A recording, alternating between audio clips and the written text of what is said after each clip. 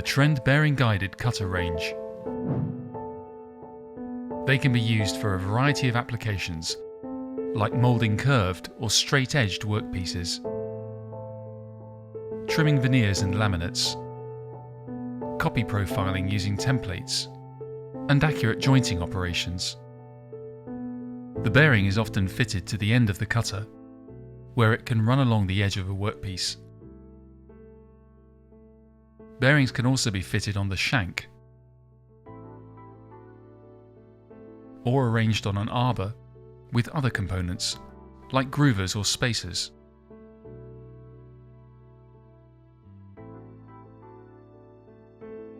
Bearing-guided cutters can be used with a router mounted in a router table, or in conjunction with templates or jigs. Trimming and profiling cutters tend to have the bearing mounted at the end. A flush trimmer will trim the surface layer flush with the core material beneath. They can also be used to copy a component from a template shape. They are available in different diameters, lengths, and shank sizes. Raising the height of the cutter at regular intervals will spread the wear evenly over the cutting edges. They are also available with different angles. Rotor tip trimmers have the advantage of being able to rotate the tip up to 4 times, making them extremely economical for longer trimming operations. Angled trimmers are also available in the rotor tip range from Trend. Profiling cutters with bearings on the shank are also used for trimming and copy profiling, with the template mounted above or below the workpiece. They are available in many different diameters and lengths. Some versatile Trend cutters have a bearing on the end and on the shank to provide a choice whether the template is mounted above or below the workpiece. This trimmer has 4 flutes for an extra fine finish in difficult end grain. There are many different shaped moulding cutters with bearings, such as rebaters,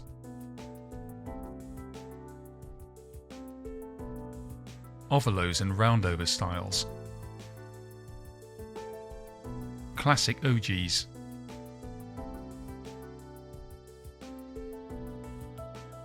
edge moulding cutters, chamfer cutters,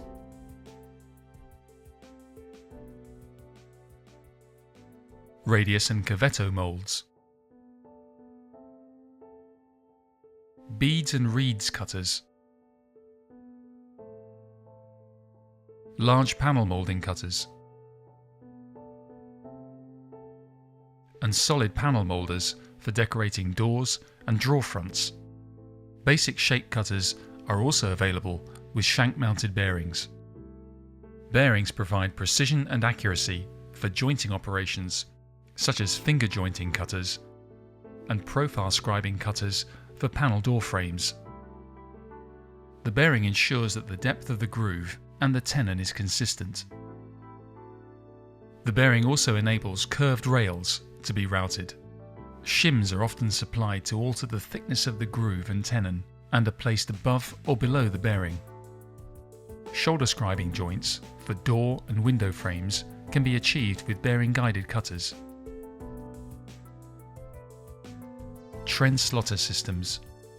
Here, bearings are used with separate slotters, groovers and arbors, such as biscuit jointing with a 4mm slotter.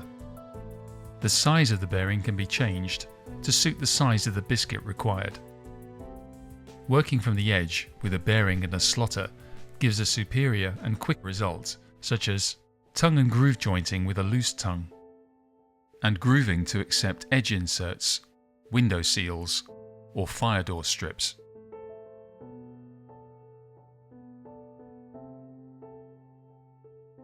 Bearing-guided cutters are used extensively in portable routers.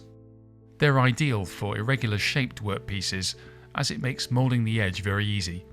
As with all routing operations, take a number of passes to prevent motor overload and improve the final finish. The more material being removed, the more passes will need to be taken. An ovalo may need 1 or 2 passes, but a cove cutter may need 2 or 3 depending on the timber. plunge and lock the depth of the router before engaging the cutter on the work, then gently ease the cutter into the workpiece. The side fence is being used here to ensure accurate start and finish of the cut. Often the finished cut requires no hand finishing.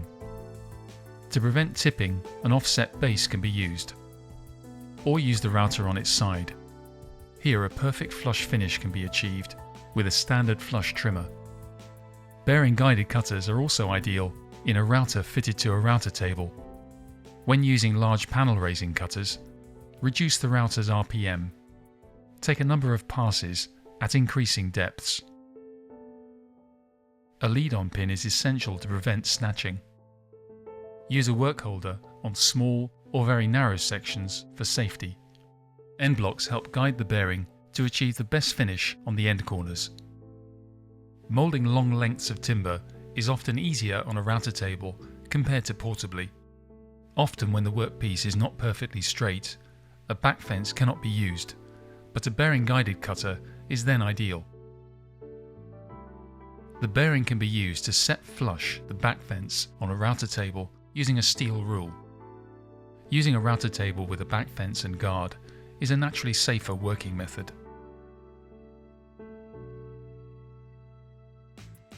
Normally bearing guided cutters are used with the bearing running along the workpiece edge. The surface must be true and smooth, otherwise any imperfections will be replicated in the mould. Often when increasing depths are taken, the bearing surface may be insufficient, so planning ahead is required. A template mounted beneath the workpiece will be needed to guide the bearing. When corner jointing, one face is used to trim the mating face flush. Or here the framework is used as the guide for trimming the ends of tongue and groove boarding. In certain applications, the bearing will be guided by the edge, previously cut by the cutter. If moulding narrow sections portably, use spare timbers of the same height to give a wider support for the base of the router. A template can be used to create panel moulding in solid panel doors. Here a thicker template minimises any risk when starting and finishing the cut. The correct cut direction for portable routing is clockwise for internal moulding or template work and anti-clockwise externally. When using templates, it may be necessary to rough cut out the majority of the material first to save wear and tear of the cutter. A hole can be made to allow the cutter to be lowered through on entry. Always ensure that the waste piece will not move when the final routing operation is made, as they may be ejected out by the cutter when they become loose. For trimming applications, this template profiler is being guided by a batten clamped across the end of the door. When edge moulding in natural timbers, the order of the cuts is often important. Route along the end grain first, and then along the grain.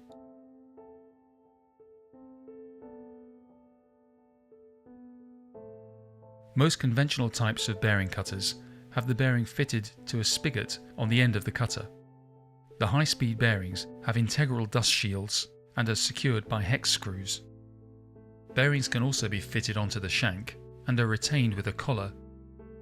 Slotting systems use bearings which can be positioned anywhere on the arbor, together with any groovers, slotters, spacers or washers. Protective nylon sleeve bearings are available for solid surface materials used in kitchens and bathrooms. Bearings are available in a wide range of sizes. Aluminium rings can increase their size. Miniature cutters have small bearings, which are necessary when moulding into tight internal corners, such as letters for sign making. Many cutters are supplied with 2 or 3 bearings to alter the mould they can create. Some moulding cutters will have the quirk removed at the bottom when a larger bearing is fitted.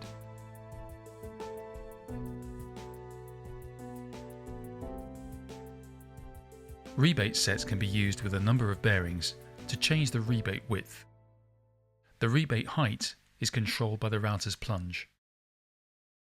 Larger bearings are sometimes fitted initially to reduce the amount of material cut on the first pass. Try to minimize the amount of excess material to be routed. This reduces the wear on the cutter. This will also prevent overloading the router, and a good finish will be achieved with a light final cut. When fitting bearings, ensure that the washer and shields are correctly assembled. Feel the smoothness of the bearing. When the bearing is dry or rough, replace it. When cleaning the cutter, make sure no solvents contact the bearing, as this could destroy the internal seals. Ensure that the hex screws or grub screws are always tight. Remove the bearing when honing the face of the cutter with a diamond whetstone. Scrape off any glue deposits from the bearing surface with a plastic instrument. The versatility of bearing guided cutters means they're great for shaped work, but also reduce setup times and improve safety and accuracy in a wide range of operations. All these products can be purchased from Trend dealers throughout the UK, across the world, or online. See the Trend website for details.